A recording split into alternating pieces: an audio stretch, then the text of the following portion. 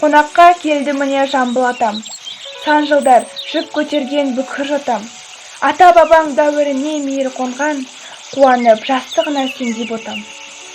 Білемін өмірлерің тұрған жайнап, күндіз түн жастық үшін жарық сайлап, ай жұлдыз күннің көзі, жерменен су, бәрі де сендердікі әлемге айғақ.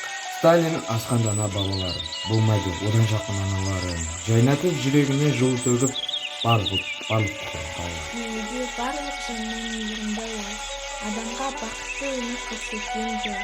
Ойыншық мына кітап қағаздарды сендерге әдейі арнап жібергенсің. Оқы дейді, білім алып босқа жүрме, оқысаң өмір кілті өз қолыңда. Жайнайды өмір ұқсап бейне гүлге, ардақтап есінде ұста әр пионер. Біз 8-ші Б сынып оқушылары Жамбыл Жабаев атамыздың 175 жылдығына арналған челленджді аяқтаймыз. Барлығыңызға әдебиетке жақын болуға шақырамын.